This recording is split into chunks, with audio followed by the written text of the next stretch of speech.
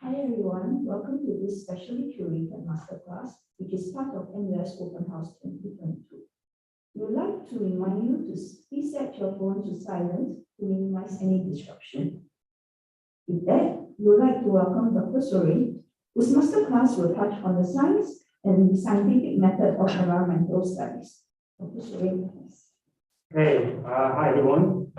So welcome to the folks who joined us today. It's nice to see some faces. And hi to the folks joining us from Zoom and live stream as well. So my name is Soren. You call me Dr. Soren if you really want, but Soren is fine. I'm a freshwater eco-hydrologist. So I'm based in the geography department where I teach environmental studies program. So alongside me, we've got Prof. Peter Todd and Zahida Hussain, who's going to be joining us from Zoom. And the three of us are going to be able to answer your questions towards the Q&A session right at the end. So what we're going to do today is have a bit of an introductory class on environmental studies. Okay, so the aim or the outline of today's talk is basically trying to introduce you folks to the terms of the wicked environmental problems. Okay, so broadly speaking, what are they? And just very briefly, we'll cover them. You'll have plenty of opportunities to learn through this process when you join BES. Okay, so when we see a variety of images or we hear about these environmental problems or environmental crises, we typically search out information. Okay, and in one of my methods modules, I really teach or I encourage students to really think critically about information. Where do we get that information? How do we look at this information? Right? What can we gather and glean from this information? It's not just about data, numerical data, but it also involves interview transcripts, social sciences, because tackling these environmental problems requires a holistic viewpoint. So what young people have in abundance is that passion. Okay, folks want to make a change to this, to like the issues that we face today, right? So in order to complement that passion, right, that passion to change the way we utilize our resources, okay, the way we interact with our environment. To complement that, I want to talk a little bit about the importance of empirical research data. And this is why it's important. In order to, passion is great for raising awareness. That's what we want to do, right? We want to raise awareness about a particular problem, a particular issue. But when it comes to policy change, we need that empirical research data. We need to employ scientific methods, utilize scientific research to get that empirical data to then formulate policy, inform policy decisions. Now I'm going to focus the scientific method by using a case study that myself and former colleagues from biological sciences as well as geography have worked on, and it's the Nee Soon freshwater swamp forest. And from then we'll sort of go broader again to think a little bit about how can we get that data to then come up with some of these focus management recommendations. So there will be some graphs and there will be some data, but again, it's not necessary to confuse folks or inundate you with a lot of data. In the module as well, in the methods module as well as in the BES program, there are plenty of opportunities to do social science. Well, like I said, the data is completely different. Okay, here I'm just showing you the use of empirical research data and how we can then use that, complement that to try to affect management change itself. Okay, so what are wicked environmental problems?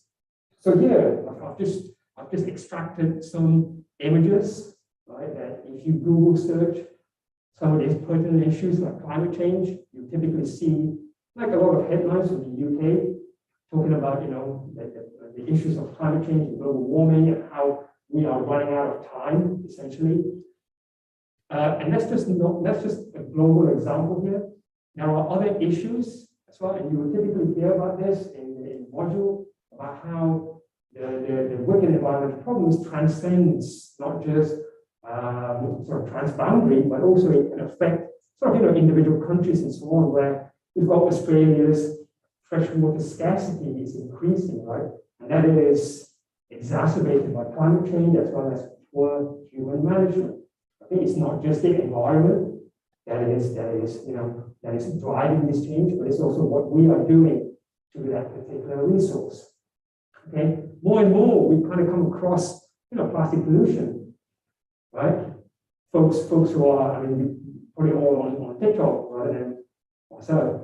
But there are probably a lot of awareness being raised by Instagram, or TikTok, and so on, right? And we keep coming across these kind of plastic pollution headlines, okay, like how we need to basically have like a plastic bag ban or straws, ban and so on and so forth. And then closer to home, we've got news articles that are regularly published discussing about what are we going to do with our increasing waste. Okay, so our island is running out of space, and there's of course timelines in which we have to do something. But all of these problems have a couple of similarities. These are large-scale problems, okay? Global, regional problems. They are occurring over long time scales, right? They are compounding risks and uncertainties. And these risks and uncertainties, they undermine future growth, not just economic growth, but future growth, right? They are undermining resource security, right? How do we utilize such resources like fresh water, right? They are undermining regional stability because of these transboundary issues, such as global climate change, right? So these are huge problems that are taking place. Another similarity is that they are complex socio-environmental problems. So as I mentioned here, you've got land that is being mismanaged, okay, the watershed is mismanaged. So these are complex socio-environmental problems that require a holistic thinking. And we really have to change the way we think. So in the methods module, what I get folks to think about is that you have to train your mind to see the world differently. Okay, so whenever we see such pictures, like the headline I showed, and this rather provocative photo of this polar bear, and sort of ice caps melting, and so on, it raises awareness.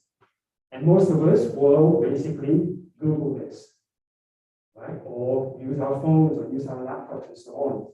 So we are now living in an information age. The way we access information, the way we share information has completely changed. The way we learn in the digital world has completely changed, right? So all of this can cause confusion over where the data or information come from, right? If you're confused over the source of the data, then that contributes to the problem of data validation. Right? You don't really know who has come up with that particular data or information. So all of this kind of leads to a big problem, okay? How do you make proper assessment of that environmental change if you don't really know the source of the data or the source of the information that you are getting? So then who do we believe, right? Okay. And the way I kind of see this is that there are potentially three different types of views that helps us shape our understanding of that natural environment, right? So you've got the political view. So you've got folks like Donald Trump, former president of the United States, and he's very vocal about the topic of climate change. And here, this particular BBC image shows you a variety of quotes that is released or constantly tweeted, right? And many of them are basically he just doesn't believe in climate change, right? So, that kind of view can shape our understanding. Another view is our personal view, right? So the way each of us experiences a change in temperatures can be very different, okay? And if I was to ask you, what was the weather like today? You can give me a pretty good, reasonably accurate representation of what it was like, hot, humid, etc., etc. But if I ask you folks to think back 5 years ago, and remember, working in environmental problems are a long time, right? It's evolving over a long time scale. If I ask you folks to describe what the weather was like 5 years ago on a Saturday in March, most of us will not be able to remember or even give an accurate representation. Okay, so all of this can shape our view. So when we're thinking about these things, we are talking with friends, we are talking with colleagues over lunch or dinner, whatever. We are sharing our views. All of us are susceptible to bias, okay? And we can influence other people in the way we share our personal information. And then the third way, or the third view, is the scientific view, right? Now, science is interesting because it aims to generate, or it's designed really to generate information, okay, that either approves or sort of refutes falsifiable hypotheses. And we basically use a variety of equipment. Here you can see like weather stations that are, again, built to obtain data sets over decades. So in this particular image here as well, so you've got basically science equipment that is used to collect sea surface temperatures, so as well as land temperatures. So all of these things, science is basically designed to collect this information in an organized manner.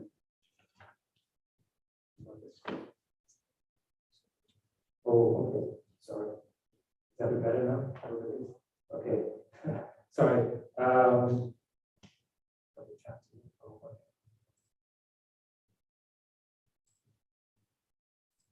Okay, I hope folks can hear me a bit better at home now. Okay, thanks. Sorry. So yeah, so we need to. Okay. So we need to think clearly about where do we get this particular information. So as I said, most of us will typically go and search things on Google. Okay, and each of us are very susceptible to confirmation, to biases. Okay, but search engines, they are the epitome of confirmation bias.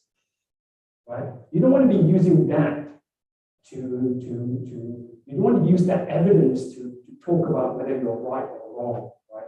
And besides, it's not about being right or wrong. It's about being effective, right? So, is it the mic? So let's start. Okay, so I hope that's better now. The challenges of Zoom.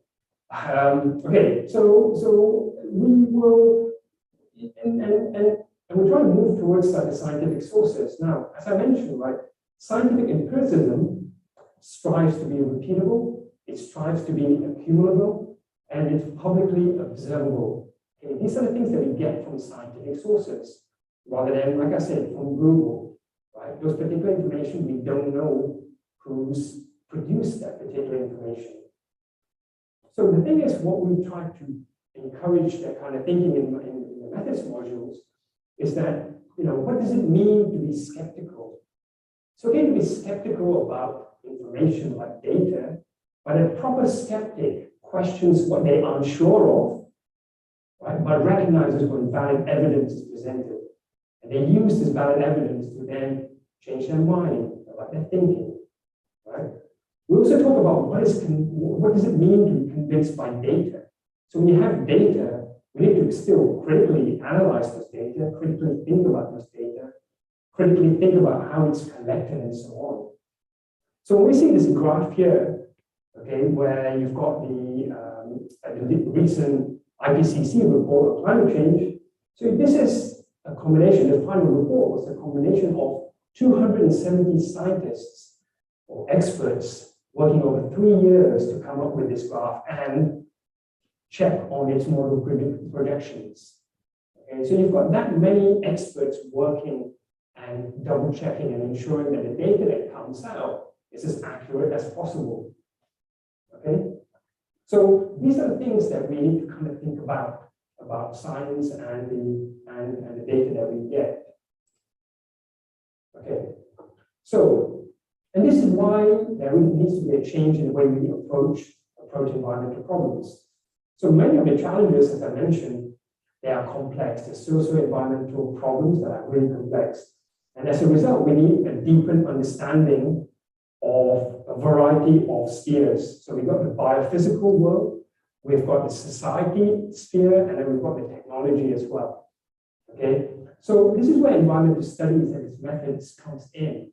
Okay, it gives us an insight, it gives us a greater understanding of the theories, the methods, and the concepts between these spheres, the biophysical and the society and the technology as well. But what's extra in environmental science is that we get to explore the interactions between them. They don't work in isolation, folks, right? They are working together. So there's a lot of interactions that take place that requires us to try to break down these different methods, try to break down these different interactions. So and then it gets us thinking, what type of strategies do we need to then tackle these wicked environmental problems? Right? You can't just tackle it by exploring the biophysical world. Right? You also have to think about it from a societal point of view, right? But there's no harm in trying to break it down first, and then but we also train you folks to think about it holistically. So environmental problems, the object of environmental sciences, is a combination of observations. So as I say, the observations that are taking place in our natural environment and the society, as well as the evaluation of observations. So why are certain things happening, right? What do they mean, and so on. So natural sciences and social sciences, they have distinctive languages and really distinctive methods. Okay, and they both produce very different data sets. One is very numerical. So again, there's this example of former BES students, or actually they're in year 4 now, about to graduate, last sem, best sem, so to speak. They are basically sampling from a stream in Bukit Batok. And here the students are, before this, they were collecting some hydrochemistry data. So looking at pH, conductivities, and dissolved oxygen. And now in this photo, they are using a train net, they're using a server sampler. So the train net is basically used to collect fish, okay, and other larger insects, whilst the server sampler, depending on the mesh, collects the smaller aquatic insects. Okay, so here you've got a combination of the hydrochemistry that's taking place, And then you've got the ecology that's taking place. So how does the chemistry have an effect on your particular ecology? Okay. So here, in this picture on the right-hand side, again from BES Fillmore in Bohol, the Philippines, where the students were interviewing forest reserve managers. So again, in order to try to tackle these kind of problems, we need to understand the stakeholders, the role of the stakeholders, right? We want to know how are they using that particular resource. Okay, so here the students are basically trying to interview and try to gather some insights into the ecosystem services that are used by different stakeholders. So science is systematic, right? In order to do those two methods, the natural sciences as well as the social sciences, we need to think about systematically. Both are sciences. Yes, they produce different types of data, but the way we develop the methods is still very scientific, it's still very systematic. It's systematic in the way it organizes or shares, the way it builds and shares information, okay? So environmental scientists always, collect, analyze, and share information for a variety of reasons. And our objectives can then help formulate questions, which can then help formulate or design our research method, right? Our research design and so on. And this is where we use the scientific method. Now, the scientific method really is a process where we use to find answers to questions about the functionality of the ecosystem. Okay?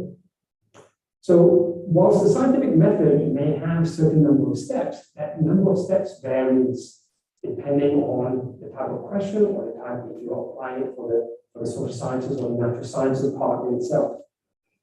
So the next part of the talk or the class is going to just be application of the scientific method on a case study. So this is a project that as I mentioned, a few of us were working on, the Nee Soon freshwater swamp forest. And basically I'll run through the scientific method using this case study. So it's broad, it broadly covers this case study or the scientific method, and it covers some points, but again, it's not to inundate you folks with the data in itself, but get you folks thinking about how we should be thinking about empirical data to complement, right, conservation. So the focus on Nee Soon was basically driven by the fact that it's the largest remaining largest freshwater swamp forest here in Singapore.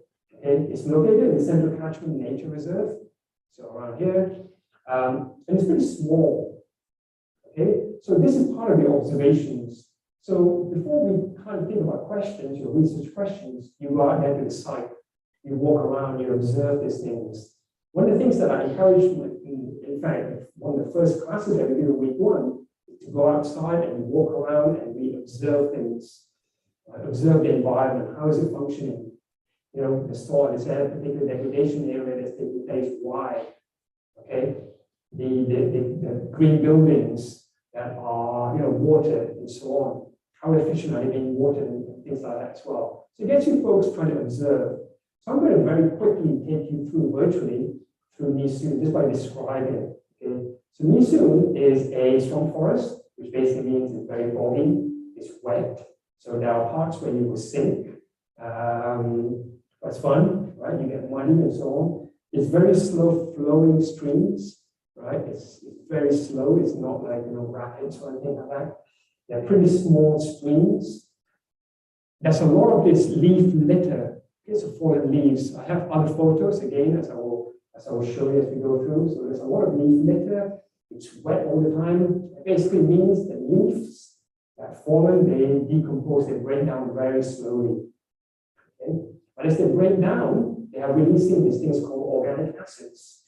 So lemon, right, or lime, you cut that, and the organic acid in the lemon or lime is citric acid. Okay, when you eat an apple, okay, the organic acid in there is malic acid. Okay? So here, there are a variety of organic acids that are being released, and they are, they can be different, right, in terms of species and so on, but it's also very it differs, right? So you're getting this organic acids that are being flushed in. Another reason why Nee Soon is worth conserving, right? It supports two endemic crab species. So this Paraprofusca reticulata, which is the swamp forest crab, okay, we call it swamp forest crab, and it has an Ermengardia johnsoni, which is over here. Okay, so again, these are how important these species are to Singapore's natural heritage. Okay, these two species are found exclusively in Nee Soon. So if Nee Soon, if that forest was to go, we are losing a part of our natural heritage. Right? So it's to try to conserve these particular organisms, right? So it's not just the crabs that we find, right? We also have, a lot of freshwater fish species that are found in there as well. So these are the important species that we need to preserve. So some of the environmental problems that have taken place, okay, some more current environmental issues. So this is Singapore back in 1943. So at one point it was covered by dense forests, okay? And freshwater swamp forests basically covered about 74 kilometers square. And now, because of the change in the environment and the way mismanagement is taking place, it's about 1.3 kilometers square, right? So that's like about an insane amount. So 90% is basically being removed, right? So a couple of examples here. So we've got like Pandan here, okay, Pandan Forest, I guess, Forest Reserve here. Okay, so this was back in 43. So fast forward to 2022. So much of it now is basically replaced by the industrial parks, which are all. And then those of you who are living around the lakeside area, and well, I guess Chinese garden, Japanese gardens or area. So much of this has been replaced, or freshwater swamp has been replaced by this kind of, by lakeside and basic development and so on, right? And in addition to the Pandan Reservoir, is basically also taking place over this swamp forest. So you've got this infilling that's happening. Another case study or another example is you've got the Mandai, the swamp forest are found in Mandai. Okay, so again, these have been infilled for our Lower Seletar Reservoir. So you've got changes happening. Those folks who are living in Nee Soon, this was once freshwater swamp forest. So again, we've lost a lot of swamp forests around. Okay, kind of wetlands. So these are the issues that happened in the past. But what about some of the contemporary issues? One of the most contemporary issues that's affecting us is acid rain. Okay, so the thing is, rain pH, it varies, but typically they're acidic. Okay, usually it's like around 5.5 or lower, right? So the rain that falls in Singapore are typically acidic. Okay, but it varies because it depends where the cloud forms or the storms form. If they form towards the west, so to us Jurong sort of area, the pH is typically more acidic. The chemistry is very, very different. Because when you think about it, what's out there? You've got the petrochemicals, right? Your industries and so on. If it forms above, like towards Malaysia and so on, like this cloud, that's again going to be very different because it's forming over land. So all the different pollutants and so on, it's just going to be very different. Sometimes it forms over oceans. So again, your chemistry is going to be very different. But it's all very typically acidic. Okay? By that range, the value changes. Right? So that's our question. Right? So we've been observing all these things, and we're now developing or formulating the question. And our project was basically to try to describe the stream chemistry response to rainfall events. So again, as I said, the pH varies, but we are trying to figure out, well, what is the chemistry from different rainfall events? We want to distinguish the biogeochemical processes that affects your low stream pH. Okay, so Nee Soon is generally acidic because of that organic acids, and you're getting acid rain, right? So how is it getting there? Okay, how is this low stream pH? Which pathways are flowing, right, are contributing to that low stream pH? And this is where I've also put this reference here to remind myself to basically talk about how this paper looked at about 787 odd papers that synthesized it, trying to figure out And one of the key conservation questions that they came up with, or they revealed, many of these papers basically lack empirical research. Right? If you want to make effective conservation policy decisions, we need some hard data, okay, to show these policy changes that are required. And that was another driver for us for this project. We want to systematically synthesize all the various drivers of acidification so that we can then think about, right, how do we manage them in the future. So by understanding environmental change, we were trying to protect and conserve the star of the show, the celebrity amongst us, the swamp crab, okay, the first swamp crab. So from that, we can then propose implementation plans. We can then propose, some kind of policies to try to secure certain portions of the habitat. So how do we go about trying to collect the data? So we used a variety of techniques. Okay, so these are all part of hydrology and hydrochemistry. This is a combination of two different disciplines, right? So we collected rainfall. So again, as I said, depending on where the storm was coming, it can change chemistry. So we had two of these rainfall gauges. So one near NUS, because we wanted to see, well, if it's coming from twice, and we looked at a variety of basically maps really to try to figure out what point basically there is, in particular when the rain was coming in. We also had another rainfall collector in Bukit Timah Nature Reserve, okay, something close to this site. We collected soil. Okay, so these are the leaf litter. So it's very swampy. Okay, so it's very boggy, so it can sink. So we looked at the soil. So we're taking, again, a lot of physical geography is what taking place. Yeah. So we took a soil core and wanted to see, well, how does it change from the surface all the way down to about, it ranged between 1.5 to 2 meters. Okay, so towards the surface is darker. So this is because you've got a lot of this leaf litter, a lot of this decomposition happening. So as you move down, it's getting a bit lighter, so you can see. So there's a change in soil there, right? And again, I'm not necessarily going to show you all the results because again, we don't really have the time, and of course, there's a lot of data. Right? We also have this monitoring station.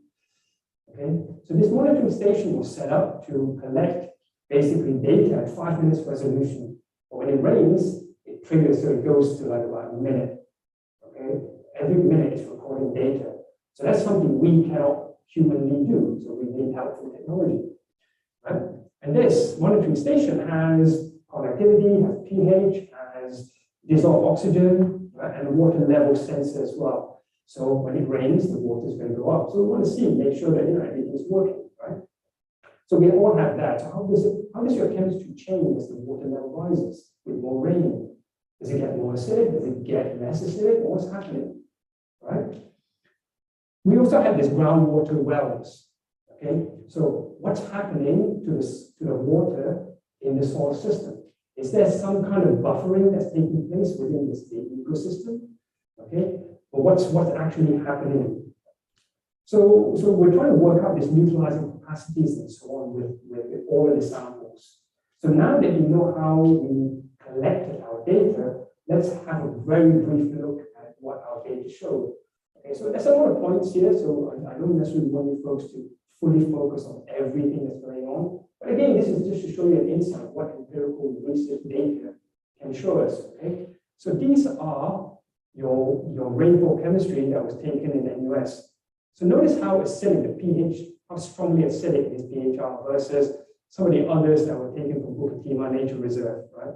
So again, while their range is different, as I mentioned at the start, they are typically acidic. Okay, so it's below the 7, right?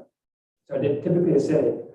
So have a look then at like the stream chemistry values. So they're typically a little bit, less weakly acidic, right? And it also shows that there's some buffering. So acid neutralizing capacity tells us the ability of basically neutralizing capacity, really, how strongly neutralization takes place. So there is some neutralization taking place, but not a lot. Again, with the groundwater, right? So again, there's some neutralization taking place, but perhaps perhaps it's not as strong, right? So poor buffering. So you can see that across the different streams, and even in some instances, there are small differences in there. So even within short distances, you are getting different niches or basically small nuances within how a catchment works and how it utilizes or how it basically changes the incoming rainfall. Another way in which we can look at this is basically, again, I've extracted just 2 storm events just for the purpose of today. But again, this paper in particular, if you're interested, it's free to download. You can have a look, and there's basically like a year's worth of data, right? A year and a half, to be honest. And here, after a rainfall event, you can see how the pH drops, and it's just not for one stream. So 3 of our gauge stations are showing this huge drop, okay, after a rainfall event. It's a huge drop there. Okay, and it's not just, like I said, within the 3 streams, it's happening at different storm events as well. We get an idea of how the conductivity, specifically electrical conductivity, is also changing. So some lab work that we did, we took soil cores and we poured stream water, and we wanted to look at how much ions are basically released, and we found a lot of potassium that's being leached out. So this is driving, so you've got positive charge, and that's driving all your specific electrical conductivity up. So that's suggested to you sediment is being washed in. Okay, when sediment is being washed in, it has a lot of potassium within the soil matrix in itself, and our leaching experiments that we did as well adds into the story. But just to communicate that results, just to conclude that story and the paper and so on, is that we came up with this conceptual diagram, okay, where trying to understand the pathways is very complex. It takes place over multiple sort of scales, basically. And that's the thing about the environment, right? It happens in a complex way. Things are functioning in a very, very complex manner, and we try to disentangle it, gather an understanding. And what we found is basically these acid events are typically, it's a natural phenomenon because Singapore gets a lot of acid rain.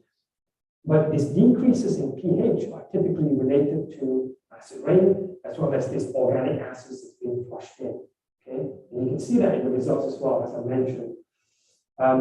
But these really big drops in pH, right, when it becomes really strongly acidic, that is more likely to be amplified by sort of this sulfur and NOx species. So for now, at these events, so you can see the drop in pH is pretty short-lived. Within less than 24 hours, it's getting back to normal, right? It's basically reaching to the normal stage. But if you read a lot about the subject, you know that modeling studies, just like how the initial graph that I showed you about temperature, a lot of modeling studies shows that urbanization is going to increase. You may have gone to Shantio's earlier talk, and he was talking about urbanization. Urbanization is projected to increase, and alongside, you're going to get, a lot of industrialization. You're going to have an increase in vehicles as well. So all this is going to increase the emissions of your sulfur and your NOx and the nitrate species as well. So what does the future hold for this particular environment? So there's always going to be a trade-off, okay? And we need to think about how, if we're trying to conserve and protect management and so on, there will be, of course, some trade-offs. We can try to protect everything we can, but of course, we need to think realistically as well. And what the challenge really is trying to learn as much as we can about this system. So our recommendation or suggestion to NParks is basically, trying to think a little bit more about what core species, core zones or habitats can we conserve. Okay, so these are the things that we need to think about. Again, I'm not necessarily going to divulge or talk about it here because we're lacking in time, but these are the things, which core habitats do we really need to conserve, to protect and conserve our natural heritage, right? So, and the common take-home messages is that, the combination of these transdisciplinary methods has enabled us to gather some further insights. So these are the things that BES students do, right? Try to understand or have a go at transdisciplinary methods. And this is one way towards conservation planning, empirical research data. So yes, we did it in Nee Soon, but this is also applicable for other nature reserves, like Bukit Timah Nature Reserve. So within there, you get another rare endangered species, the Johorus silvestris, right? So again, these are part, and that's also, something else that we need to conserve. So just to go back to the final kind of slides, long-term, these wicked environmental problems, they are long-term, large-scale problems, and we need to basically develop skills, or we are teaching skills in which you folks can think holistically and think in a transdisciplinary way to address some of these complex problems. So what strategies are basically needed to tackle these wicked environmental problems? Well, there are no unique solutions, okay, to tackle these problems. What it simply means is that we need your passion, okay? You folks are passionate about the environment. So we need that passion, and we want to, with BES, when we join BES, we want to harness that passion, okay, towards developing you folks into environmental scientists to tackle some of these problems and come up with solutions. So final slide with acknowledgements. I would like to thank, so a lot of BES students were involved in the project, okay, as well as geography students. So these are some of them. You've got like a variety of folks doing honors theses, independent studies modules, masters. And last but not least, I also want to thank Prof. Alan Ziegler over there, who basically was instrumental in basically developing the project and moving it forward and mentoring and so on as well. So thank you very much. We are running out of time, all right? Okay, thank you. Thank you, Dr. Tony. To open the floor for any questions you may have, and please keep them content related. You may use the mics at either out. And Zoom participants, please post your questions on the Q&A or chat function. Okay, any questions, please?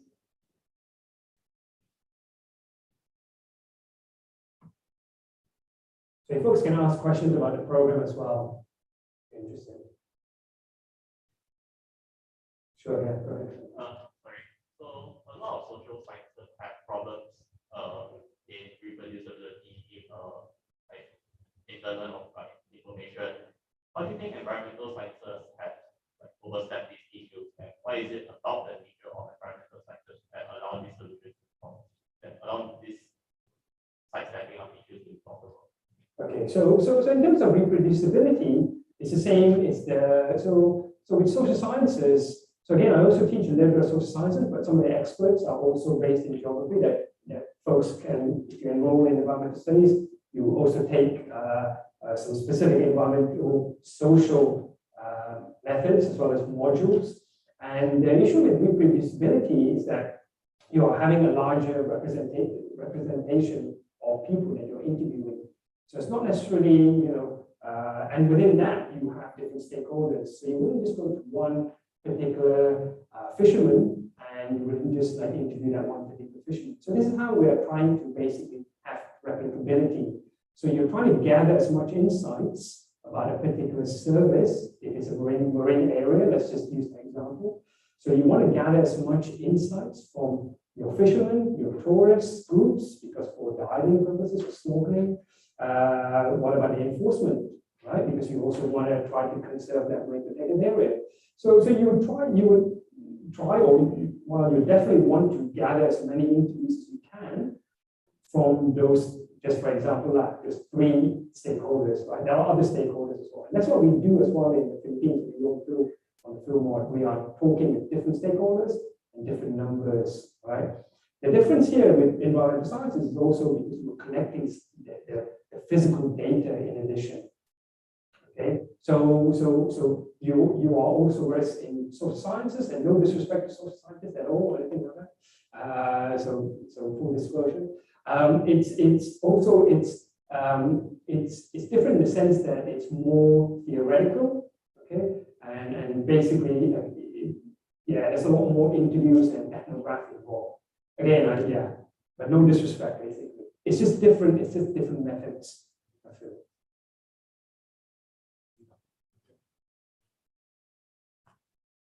Any other questions? It's not to say one is better than the other, but we need complementary. That's basically what it is. And we need to see that they complement each other a lot.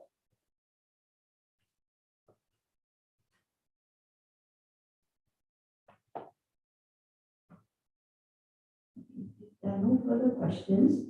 Once again, thank you, Dr. Soon. We have come to the end of this session. If you have pre-registered for the walking tour, please head out to the tour booth outside LT11 to begin your tour. Due to safe management measures, we have limited capacity for these tours and only accept pre-sign-ups. However, feel free to take a walk around our campus or take a shuttle bus to UTown and take part in the other activities throughout the day. Thank you and have a good day in NUS.